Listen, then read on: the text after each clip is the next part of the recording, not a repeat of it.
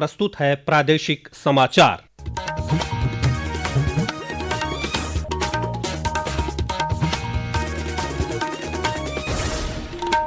मुख्य समाचार। भारत के मुख्य न्यायाधीश भूषण रामकृष्ण गवई ने प्रयागराज में इलाहाबाद उच्च न्यायालय के अधिवक्ता चैंबर्स का किया उद्घाटन। कहा, न्यायपालिका हो या कार्यपालिका, देश के अंतिम नागरिक तक न्याय पहुंचाना मौलिक कर्तव्य। मुख्यमंत्री योगी आदित्यनाथ और केंद्रीय कानून राज्य मंत्री अर्जुन राम मेघवाल भी कार्यक्रम में हुए शामिल। मुख्यमंत्री ने कहा, बार और बेंच के साथ वादकारी की भूमिका अहम। विकसित कृषि संकल्प अभियान के तहत प्रदेश में 50 लाख किसानों को जोड़ने का लक्ष्य। केंद्रीय कृषि मंत्री शिवराज सिंह चौहान कल मेरठ में किसानों को करेंगे संबोधित। और प्रदेश के कई जिलों में हुई बरसात से लोगों को गर्मी से मिली राहत। 5 जून तक गरज चमक के साथ बारिश का अनुमान। नमस्कार, प्रदेश के समाचारों के साथ मैं राघवेंद्र त्रिपाठी। और अब समाचार विस्तार से। भारत के मुख्य न्यायाधीश भूषण रामकृष्ण गवई ने आज प्रयागराज में इलाहाबाद उच्च न्यायालय के अधिवक्ता चैंबर्स और मल्टी लेवल पार्किंग का उद्घाटन किया। इस अवसर पर मुख्य न्यायाधीश ने कहा कि न्यायपालिका हो या कार्यपालिका, देश के अंतिम नागरिक तक न्याय पहुंचाना मौलिक कर्तव्य है। उन्होंने कहा कि संविधान के 75 वर्षों के कालखंड में ऐसे बहुत से कानून बनाए गए हैं जिन्होंने देश में सामाजिक और आर्थिक समानता लाने में महती भूमिका निभाई है। कानूनों ने श्रमजीवी वर्ग और मजदूर वर्ग को भी सशक्त किया है। जस्टिस गवई ने कहा कि जनतंत्र को और अधिक मजबूत बनाने के लिए सामाजिक और आर्थिक असमानता को दूर करना बहुत जरूरी है। उन्होंने कहा कि पिछले 75 वर्षों के दौरान संविधान के जरिए देश ने प्रगति की है और मजबूती से आगे बढ़ रहा है। हमारा संविधान ऐसा संविधान है जिस संविधान ने हमारे देश को 75 वर्ष की कालखंड में एक प्रगति की ओर, एक मजबूती की ओर जर्नी किया हुआ है। आज हम देखते हैं कि हमारे आजू बाजू के जो इर्द के जो देश है उनमें क्या परिस्थितियां है, और भारत आज 75 वर्षों के बाद प्रगति की ओर तो जर्नी कर ही रहा है।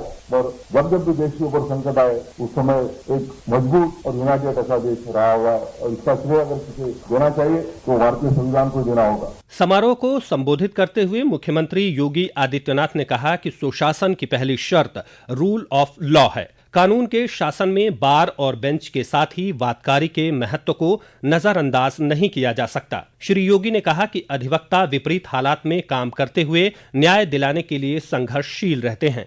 उन्होंने कहा कि राज्य सरकार अधिवक्ताओं के हित और कल्याण के लिए हर संभव कदम उठा रही है। अधिवक्ता निधि की राशि को हम लोगों ने 1.5 लाख से बढ़ा के 5 लाख कर दिया है, और आयु सीमा को भी बढ़ा करके अब 60 साल से बढ़ा के 70 वर्ष कर दिया है। उसके लिए कॉर्पस फंड भी हमने 500 करोड़ रुपए अलग से दे दिया है कि न्यासी समिति इस पैसे का उपयोग समय समय पर, जैसे ही किसी अधिवक्ता के साथ कोई घटना दुर्घटना हो तो न्यासी समिति उस परिवार को ये सुविधा तत्काल उपलब्ध करवा दे। अन्य सुविधाओं के साथ साथ उन नए अधिवक्ताओं को पहले 3 वर्ष तक उनकी जर्नल के लिए, उनकी मैगजीन के लिए, अन्य पुस्तकों के लिए भी हम लोग यहाँ से सहायता उपलब्ध करवा रहे हैं। आज के इस अवसर पर मैं राज्य सरकार की ओर से इस बात के लिए आश्वस्त करता हूँ, आपका बेहतरीन इंफ्रास्ट्रक्चर हमें इस बात के लिए आश्वस्त करता है कि न्याय की गति इतनी ही तेजी से बढ़कर के प्रगति को एक नया आयाम देगी। समारोह को संबोधित करते हुए केंद्रीय कानून राज्य मंत्री अर्जुन राम मेघवाल ने प्रयागराज में हुए महाकुंभ के सफल आयोजन के लिए मुख्यमंत्री योगी आदित्यनाथ की कार्यशैली की प्रशंसा की। 680 करोड़ रुपए की लागत से बनाए गए बहुउपयोगी भवन में अधिवक्ताओं को चैम्बर, मल्टी लेवल पार्किंग और लाइब्रेरी सहित कई सुविधाएं मिलेंगी। उपराष्ट्रपति जगदीप धनखड़ कल आगरा के 1 दिवसीय दौरे पर होंगे। श्री धनखड़ वहां माता अहिल्याबाई होलकर की 300वीं जयंती के उपलक्ष्य में आयोजित एक कार्यक्रम में मुख्य अतिथि के रूप में भाग लेंगे। केंद्र सरकार के विकसित कृषि संकल्प अभियान 2025 के तहत राज्य के सभी जिलों में कृषक वैज्ञानिक की थीम पर कार्यक्रमों का आयोजन किया जा रहा है। एक रिपोर्ट। प्रदेश के 75 जिलों में 10,125 कार्यक्रमों के जरिए 50 लाख किसानों को जोड़ने का लक्ष्य रखा गया है। मुख्यमंत्री योगी आदित्यनाथ ने 29 मई को लखनऊ स्थित लोक भवन में इस संकल्प अभियान का शुभारंभ किया था। अभियान के माध्यम से लैब टू लैंड को साकार करने कृषि संबंधी वैज्ञानिकों और अधिकारियों द्वारा नए शोध, नई प्रजाति तकनीक और किसानों के लिए संचालित योजनाओं के बारे में उन्हें अवगत कराया जा रहा है। कृषक वैज्ञानिक संवाद की थीम पर संकल्प अभियान के तहत 12 जून तक राज्य के सभी जिलों में कार्यक्रम चलाए जाएंगे। राज्य के कृषि निदेशक ने 38 अधिकारियों को नामित किया है, जो आवंटित जिलों में होने वाले कार्यक्रमों में प्रतिभाग करेंगे और अभियान के बाद वैज्ञानिकों द्वारा कृषकों के लिए सुझाई गई सिफारिशों को प्रस्तुत करेंगे। अभियान की कड़ी में कल मेरठ के दबथुआ में गांधी स्मारक इंटर कॉलेज में आयोजित होने वाले संकल्प अभियान में केंद्रीय कृषि मंत्री शिवराज सिंह चौहान, प्रदेश के कृषि मंत्री सूर्य प्रताप शाही, कृषि राज्य मंत्री बलदेव सिंह औलख, गन्ना विकास मंत्री लक्ष्मी नारायण चौधरी समेत कई जनप्रतिनिधि मौजूद रहेंगे। आकाशवाणी समाचार कक्ष से फजल इनाम। यह समाचार आप आकाशवाणी लखनऊ से सुन रहे हैं। ताज़ा समाचार जानने के लिए आप हमारी वेबसाइट newsonair.gov.in पर लॉगिन कर सकते हैं। इसके साथ ही आप प्रादेशिक समाचारों का ये बुलेटिन हमारे YouTube channel news on AIR Lucknow पर भी सुन सकते हैं।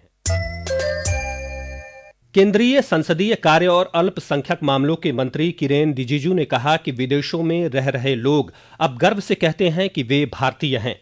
वह आज गौतम बुद्ध नगर में स्वदेशी पुनरुत्थान की दिशा में औपनिवेशिक बुनियादी ढांचे को खत्म करने के विषय पर आयोजित 2 दिवसीय अंतर्राष्ट्रीय सम्मेलन को संबोधित कर रहे थे।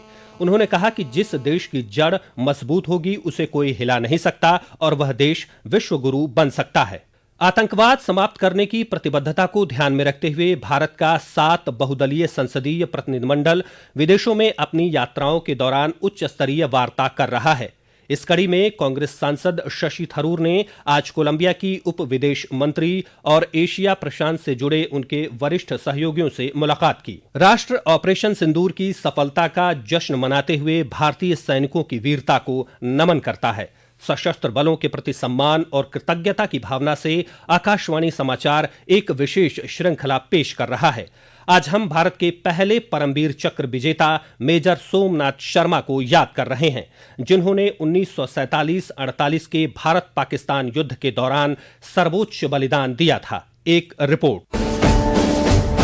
जनवरी 1923 में हिमाचल प्रदेश में जन्मे मेजर सोमनाथ शर्मा फरवरी 1942 में सेना की कुमाऊं रेजिमेंट में भर्ती हुए। मेजर शर्मा ने अक्टूबर 1947 में जब पाकिस्तान के कबायलियों ने जम्मू कश्मीर पर हमला किया तो उन्होंने घाटी की रक्षा में अहम भूमिका निभाई। 3 नवंबर को उनकी कंपनी को बडगाम के पास एक पोजीशन संभालने का काम सौंपा गया। उस दिन दुश्मन के लगभग 700 सैनिकों ने अचानक हमला कर दिया। मेजर शर्मा जब दुश्मनों से लड़ रहे थे तभी उनके पास रखे गोला बारूद पर मोटार का एक गोला फट गया। बडगाम की लड़ाई में मेजर शर्मा और उनकी कंपनी के 20 अन्य रैंकों ने सर्वोच्च बलिदान दिया। मेजर सोमनाथ शर्मा को उनके शानदार नेतृत्व और बहादुरी के लिए मरणोपरांत परमवीर चक्र से सम्मानित किया गया। सकलैन अख्तर, आकाशवाणी समाचार, दिल्ली।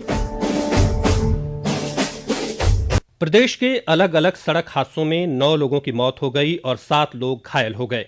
हरदोई जिले के मझिला थाना इलाके के फतेहपुर गाजी के पास एक कार बेकाबू होकर पलट गई। इसकी वजह से कार सवार 6 लोगों की मौत हो गई और 7 लोग गंभीर रूप से घायल हो गए।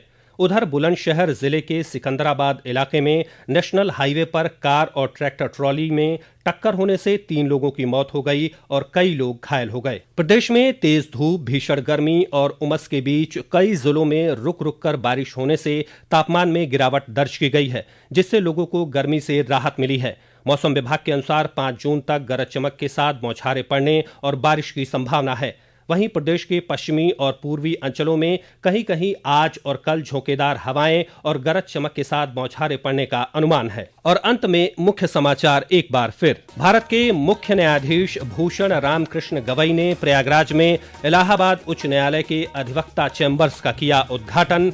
कहा, न्यायपालिका हो या कार्यपालिका, देश के अंतिम नागरिक तक न्याय पहुंचाना मौलिक कर्तव्य। मुख्यमंत्री योगी आदित्यनाथ और केंद्रीय कानून राज्य मंत्री अर्जुन राम मेघवाल भी कार्यक्रम में हुए शामिल। मुख्यमंत्री ने कहा, बार और बेंच के साथ वादकारी की भूमिका अहम। विकसित कृषि संकल्प अभियान के तहत प्रदेश में 50 लाख किसानों को जोड़ने का लक्ष्य। केंद्रीय कृषि मंत्री शिवराज सिंह चौहान कल मेरठ में किसानों को करेंगे संबोधित। और प्रदेश में कई जिलों में हुई बरसात से लोगों को गर्मी से मिली राहत। 5 जून तक गरज चमक के साथ बारिश का अनुमान। इसी के साथ प्रादेशिक समाचारों का ये बुलेटिन समाप्त हुआ। अगला बुलेटिन रात 8 बजे FM पर प्रसारित किया जाएगा। नमस्कार।